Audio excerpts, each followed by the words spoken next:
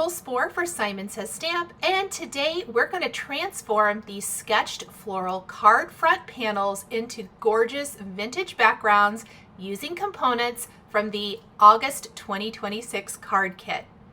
We're going to start with the A2 sized sketched floral panels and ink blend right over the top of the design with antique linen and gathered twigs Distress Oxide inks.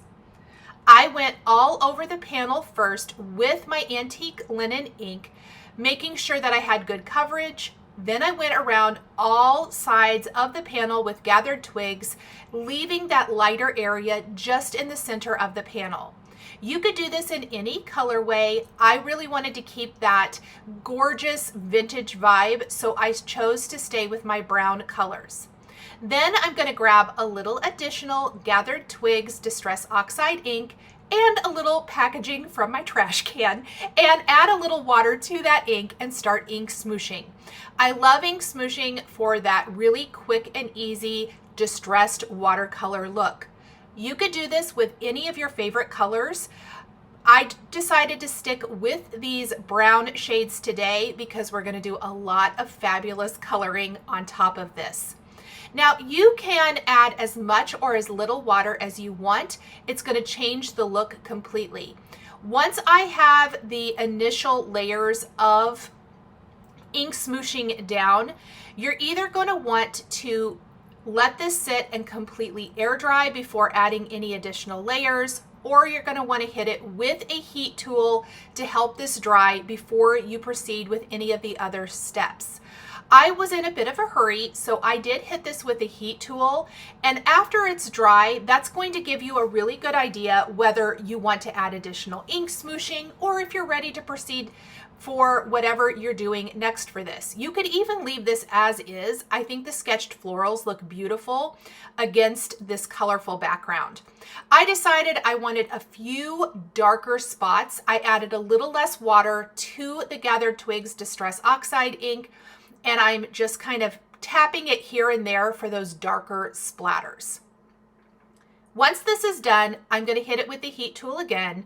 Then we're going to take some distress crayons. I'm using the ones included in the card kit, and I'm going to color the entire panel for all three cards with just these three markers. You can get additional shading by incorporating the red and yellow together. You can do the green and yellow together, and it's going to give you a great variety in your finished cards. Using the water brush pen included in the kit, I put a little water on my glass mat, and I'm picking the water up and then watercoloring the floral designs. Don't worry too much about being super precise. I went outside the lines in a couple of areas, but you're not going to ruin your card panel at all. I'm trying to keep it, basically within those sketched lines, but the beauty of these sketched florals is anything you do is going to look amazing. You can definitely pull in additional colors if you want to, but I really was loving how these reds and oranges, yellows and greens looked against the vintage background. They really pop, and it was very quick and easy to color them in this way. You could also put water directly into the barrel of your water brush pen. I decided I wanted a little more control, and when I want a little more control with my watercoloring, I choose to just put water like on my glass mat or in a little container in a little dish, pick that water up and apply the water that way. It's completely up to you what look you want. This allowed me to have a little less water on my panel, allowing it to dry quicker, which is definitely what I want because there's a lot of layering that goes into these backgrounds. As I mentioned earlier, these are the stars of the show, the background in this case, and so because of that, they did require a lot of steps because all we're going to do after we have these backgrounds done is put our sentiments in place. So after I have one of the backgrounds done, we're going to move on to the next one. All four sketched floral backgrounds are different. I'm only doing 3 here. Truth be told, I messed up the 4th one, but it happens. I had 3 other ones to play with, and so I'm going to finish coloring all of these in. And some of the areas might be a little hard to tell what they are. Don't get too caught up in perfection. I know I mentioned that earlier. Have fun with it and just start laying that color down. I do think if you pick one of the larger areas and work out from there, it does help. Once I got a little more comfortable with the design, I would try to go in and do like a bunch of the green leaves all at once or several of the florals at once, and then I would try to color them in and then move on to the next thing. Another tip when working with your distress crayons and watercoloring is try to not color right next to each other with different colors of ink. If you do, they might bleed together depending on how much water you use for the design. I try to keep it a little less water, but it also helps if maybe you color like the big red flower, then you move completely to another area of the panel and color in some of the greenery. You'll notice that I am turning that panel around as I'm working. I do this on purpose so that I don't accidentally drag my hand through anything that I've already watercolored, especially while it is drying. Look at that beautiful floral design come to life. I absolutely love these designs so much. They look incredible. Now, after you've done the watercoloring and before you proceed with any of the other steps, I suggest go ahead and let those panels completely dry. Or hit it with a heat tool, because what we're going to do next is we're going to stencil over the top of these florals with some of the darling patterns from the stencil set included in the card kit. I decided to use the hearts, and we're going to go back to our Gathered Twigs Distress Oxide ink, and we are going to add the heart detail here. And don't worry too much about stenciling over what you've just colored.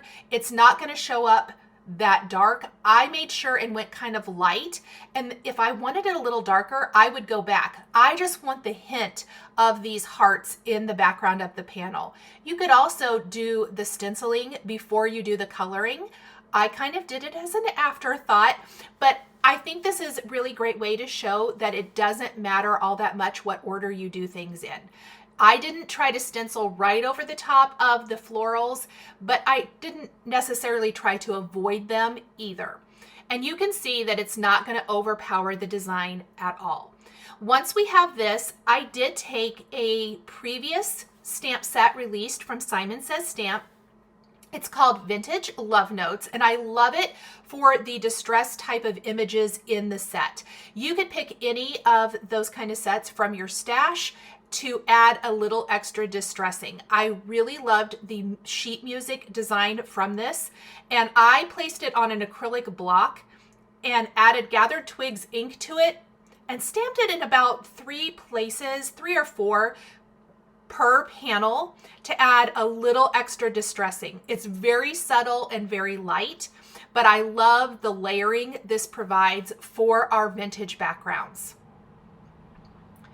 I'm stamping off the edge in most cases, and again, if it's not a perfect stamping, that's almost better, because we're not looking for perfection with this, we're looking for adding layering. Once we have that, I did take one of the postage cancellation marks from the Vintage Love Notes set and some of the Simon Says Stamp black ink, and we're just going to add 1 to each panel. This looks so good. I absolutely love that little effect. And again, off the edge, it's not anything perfect. And our backgrounds are really done. I'm going to go ahead and grab some sentiments now from the stamp set included in the kit, and this is Made to Flourish. And I've stamped these on some dark chocolate Simon Says Stamp cardstock using clear embossing ink, and we're going to heat emboss with white embossing powder. I love the font of these sentiments from this stamp set, and you can also grab the additional coordinating dies if you would like to be able to die cut these easily. For each of my card backgrounds, I am using 2 sentiments. I love kind of stacking my sentiments when possible. I think it gives a really good look. We're also going to be utilizing the Darling Script greeting dies, and I'm going to use all 3. I'm using the regular size. There's also an XL size, and it's completely up to you which one you want to use for your cards. I felt like these fit my designs really nicely. The greetings are happy birthday, thank you, and with love, and I felt like the Made to Flourish greetings worked with each. I've die cut these scripty sentiments from Schoolhouse Red and Dark Chocolate cardstock. I'm layering the red on top of the dark chocolate, slightly offsetting it. I decided I didn't want to use the shadow because it covers up too much of the background, but I like that little hint of the dark chocolate because it really helps make the scripty sentiment stand out. Then we're going to glue our sentiments to the background as well. I didn't use any foam adhesive. I just simply glued everything directly to the background, and it perfectly frames up the sentiments for each.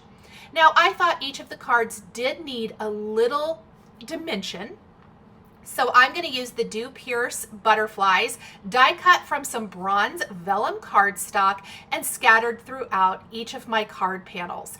I like how they just kind of float through the floral design. The nice small size works perfectly, and of course, out of some beautiful shimmery bronze vellum, they don't overwhelm the design and just add to it. I'm going to finish each of the butterflies with a small gold gem in the center, glue each of these panels to a white card base, and that is going to finish up each of my cards.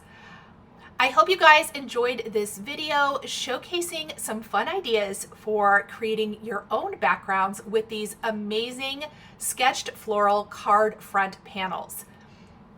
The supplies I used to create my cards are listed and linked below the video here on YouTube for your convenience. Thank you so much for joining me today, and we'll see you in the next video. Bye! Hi, I'm Heidi, founder of SimonsSaysStamp.com. Thank you so much for watching this video. If you like what you just saw, be sure to press the thumbs up and subscribe to see more great content.